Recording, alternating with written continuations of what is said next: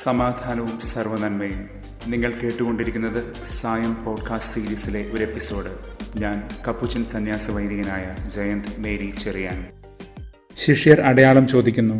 അടയാളങ്ങൾ പലപ്പോഴും ഗുപ്തമാണ്, നമുക്ക് വായിച്ചെടുക്കാനായെന്ന് വരില്ല. പലപ്പോഴും അവ കാലത്തിൻ്റെ ചുവരെഴുത്തുകളുമാണ്. ഇന്ന് ലൂക്ക 21:20 മുതൽ നാഥൻ അത് പറഞ്ഞു തരും. അതിൻ്റെ ചരിത്രാതീതമായ ഹിസ്റ്റോറിക്കൽ അർത്ഥമാകട്ടെ എന്ന് വെളിപാട് 18-19 അധ്യായങ്ങളും പറഞ്ഞു തരും. അക്കാലത്ത് ക്രിസ്ത്യാനികളെ പീഡിപ്പിച്ച റോമ, വിശുദ്ധരുടെ രക്തം കുടിച്ച് ഉന്മത്തിയായ റോമ, ലോകാധികാരത്തിൻ്റെ ഒരു ഗർവിഷ്ഠ സാന്നിധ്യം പോലെ ഉയർന്നു നിൽക്കുന്ന റോമ, ഭീഷണമായ റോമ, ആ റോമ നിലംപതിക്കുകയാണ്. അവളെ ബാബിലോൺ എന്നാണ് പക്ഷേ വെളിപാടിൻ്റെ പുസ്തകം വിളിക്കുന്നത്. ഇവിടെ ദൈവത്തോട് മല്ലിടുകയും ദൈവജനത്തെ ഞെരുക്കുകയും ചെയ്യുന്ന ചരിത്രാതീതമായ എല്ലാ മാനുഷിക നിലപാടുകളുടെയും പേരാണ് ബാബിലോൺ. അതിപ്പോൾ വ്യക്തിയായാലും സമൂഹമായാലും രാജ്യങ്ങളായാലും. ഈ ബാബിലോണിൻ്റെ കഴുത്തിൽ തിരികല്ല് കെട്ടി അവൾ കടലിൽ എറിയപ്പെടുകയാണ്.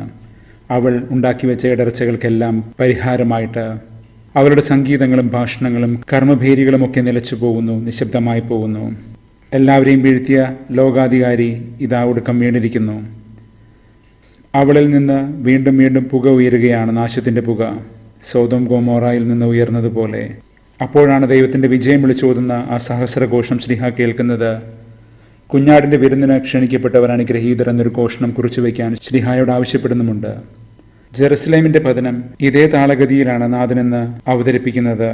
സ്വന്തം രാജാവിനെ വെടിഞ്ഞ് സീസറാണ് തങ്ങളുടെ രാജാവെന്നും, അതായത് റോമായാണ് തങ്ങളുടെ രാജ്യമെന്ന് ആർത്തലച്ച ജെറുസലേം, ദൈവത്തിൻ്റെ അനാഥിയായ സ്നേഹത്തിന് മുൻപിൽ അനന്തമായി മല്ലിടുന്ന ജെറുസലേം ദൈവനഗരം. ആ പതനത്തിൻ്റെ നാളുകളിൽ അതിന് സാക്ഷ്യം വഹിക്കുന്നവരെല്ലാം ആ തിന്മയുടെ പ്രഭവ കേന്ദ്രത്തിൽ നിന്ന് ഓടിയകലണം. എപ്പിസെൻറ്റർ ഓഫ് ഈവിൾ, അതാണ് നാഥൻ പറയുന്നത്. സോദോമിൽ നിന്ന് ഓടിയാകുന്നത് പോലെ അവളുടെ പുക ഉയരുന്നത് കാണുമ്പോഴേ നമ്മൾ ഓടിയകലണം. ദൈവം തിന്മകൾക്ക് നേരെ കഠിനമായ വിധി ഉന്നയിച്ചു കഴിഞ്ഞു. ഇതെല്ലാം തിരുവചനങ്ങൾ പൂർത്തിയാകാൻ വേണ്ടിയാണെന്നാണ് നാഥൻ പറയുന്നത്.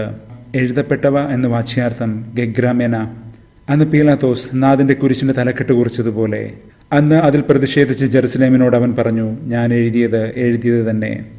അങ്ങനെയെങ്കിൽ ദൈവം എഴുതിയത് എത്രയോ സ്ഥായിയായി നിലകൊള്ളും, അത് നിറവേറാതെ പോവുകയുമില്ലല്ലോ. ഇന്ന് സങ്കീർത്തനം 100 ഒരു സ്തുതികീർത്തനമാണ്. തോത അതൊരു അതരകമ്പനം മാത്രമല്ല, ജീവിത നിലപാട് കൂടിയാണ്. സ്തുതി എന്നത് ജീവിതത്തിൻ്റെ മരണമായ തലങ്ങളിൽ നിന്ന് ദൈവികമായ പരിശുദ്ധിയിലേക്ക് പ്രവേശിക്കുന്നതിൻ്റെ ഒരു ദൃഢമായ ചുവടുവയ്പുണ്ട് ഈ സങ്കീർത്തനത്തിന്. തിന്മയുടെ കൂത്തരങ്ങുകളെയെല്ലാം ദൈവം വിജനമാക്കാൻ പോകുന്നു, ഡെസലേഷൻ. ആ സമയം നാം തിരിച്ചറിയുമ്പോൾ നമ്മൾ തിന്മയിൽ നിന്ന് നമ്മെ തന്നെ അടിയന്തരമായി അടർത്തി മാറ്റണം, ഐസൊലേറ്റ്. ഇത് തന്നെയാണ് ക്രിസ്തീയതയുടെ ഒരു വൈചിത്ര്യം, പാരഡോക്സ്. അന്തിമമായ വിജയത്തിൻ്റെ ഉറപ്പുണ്ടതിന്, എന്നാൽ ആസന്നമായ പീഡകളുടെ ഒരു അനിവാര്യതയുമുണ്ട് അതിനു മുൻപ്.